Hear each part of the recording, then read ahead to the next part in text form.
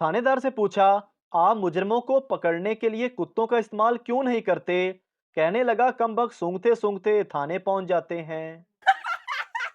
लड़की, मुझे उस्मान से तलाक चाहिए। वकील, लेकिन वो तो कबड्डी का चैंपियन है। लड़की, यही तो मसला है, वो हाथ लगाकर भाग जाता है। लड़की डॉक्टर से, ये बच्चा 2 दिन से दूध नहीं पी रहा। डॉक्टर ने कमीज में हाथ डाला और काफी देर तक दबाने के बाद बोला, मैडम, इसमें तो दूध ही नहीं है। लड़की बोली, आप दबाने से पहले पूछ तो लेते, मैं तो इसकी खाला हूँ। एक फैसलाबादी अपने बाप के सामने सिगरेट पी रहा था। एक दोस्त ने पूछा, ओए, अब्बे दे सामने स्मोकिंग? फैसलाबादी बोला, अब्बा ये ना, कोई पेट्रोल पंप ते नहीं। लड़की का बाप, तुम मेरी बेटी को कब से प्यार करते हो? लड़का, 5 महीने से। लड़की का बाप, मैं कैसे यकीन कर लूं? लड़का, 4 महीने और इंतजार करें, खुद यकीन आ जाएगा। बीवी, मेरे ख्याल से हमारी बेटी को प्यार हो गया है। शोहर, तुम्हें कैसे पता चला? बीवी, क्योंकि वो कुछ दिनों से इजी लोड के पैसे नहीं मांग रही। एक सरदार बस में बैठ गया। उसके सामने एक मौलवी बैठा था।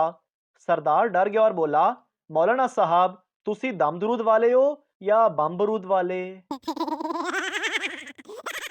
एक पठान बुझी हुई सिगरेट पी रहा था। एक आदमी पास से गुजरा तो पूछा, ये क्या कर रहे हो? पठान बोला, सिगरेट पी रहा हूँ। आदमी, लेकिन ये तो बुझी हुई है। पठान बोला, मौला खुश रखे, साइलेंट ते लाई हुई है। लड़की मौलवी से, मुझे कोई रूहानी मसला है। जब भी सिगरेट पीती हूँ तो अजीब सी बेचैनी हो जाती है। जब पहला कश लगाती हूँ तो अपने जूते उतार देती हूँ, दूसरे कश पे जराबें, तीसरे कश पे कमीज उतार देती हूँ, और चौथे कश पे तो बस क्या बताऊं। मौलवी, ये ले गोल्ड लीफ और तफसील से बता। बीवी, तुम मुझे ऐसी दो बातें बोलो, एक से मैं खुश हो जाऊं और दूसरी बात से मुझे गुस्सा आ जाए। शोहर, नंबर 1, तुम मेरी जिंदगी हो। नंबर 2, लानत हो ऐसी जिंदगी पर। मैंने बाबा जी से पूछा, बाबा जी, बीवी को फारसी में क्या कहते हैं? बाबा जी ने एक ठंडी आह भरी और फरमाया, पुत्र, बीवी को फारसी में तो क्या, किसी भी जबान में कुछ नहीं कह सकते। सरदार, यार ये मोबाइल तो मुझे कंगाल करके छोड़ेगा।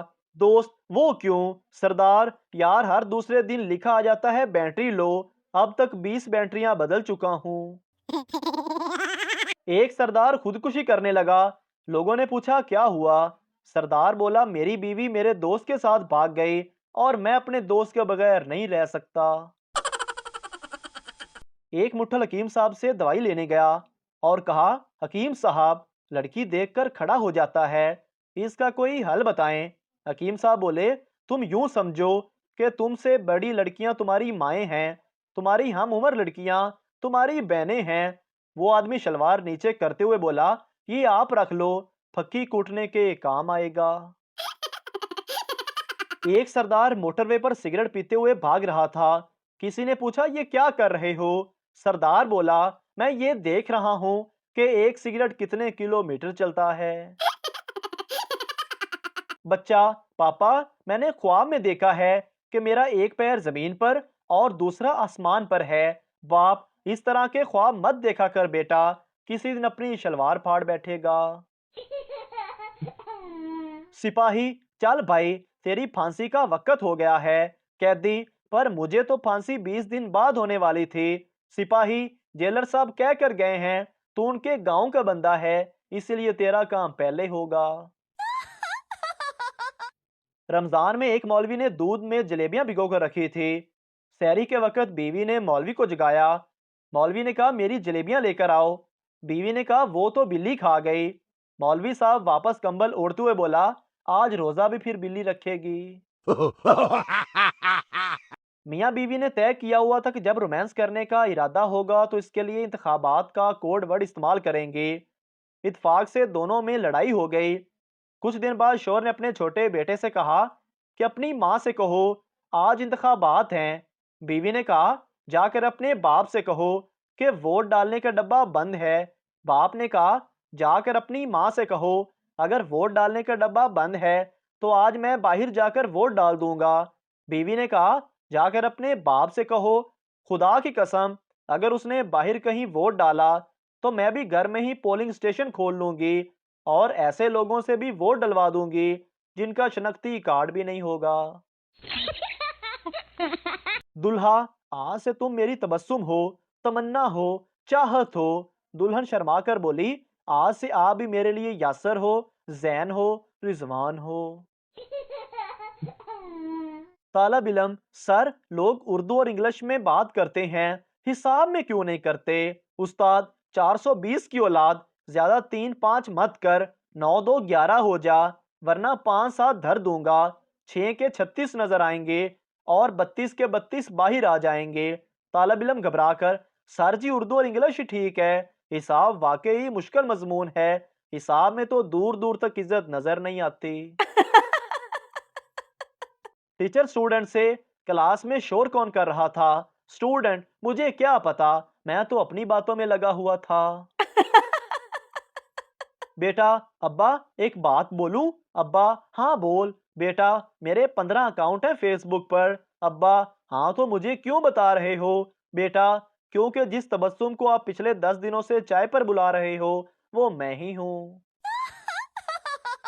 टीचर, 10 केमिकल के नाम बताओ। Pappu, oxygen, chlorine, fluorine, bromine, Noreen, Amreen, Samreen, Nausheen, Ramin और यास्मीन। शोहर, मैंने आज अपने दोस्त को खाने पर बुलाया है। बीवी, तुम पागल तो नहीं हो गए? पूरे घर में गंद पड़ा है, बर्तन भी धोने वाले हैं और मैं अब कुछ पका भी नहीं सकती। शोहर, ये सब दिखाने के लिए तो बुला रहा हूँ क्योंकि वो बेवकूफ शादी करने का सोच रहा है। उस्ताद क्लास को समझाते हुए कह रहे थे कि मेहनत करके आदमी जो चाहे बन सकता है। आप लोग मेहनत के जरिए अपनी ख्वाहिशात पूरी कर सकते हैं। एक शागिर्द बोला, मगर जनाब मेरे अब्बू कहते हैं कि मेरी ख्वाहिश पूरी नहीं हो सकती। उस्ताद ने पूछा, तुम्हारी क्या ख्वाहिश है? शागिर्द ने मासूमियत से जवाब दिया, जनाब मैं लेडी डॉक्टर बनना चाहता हूँ।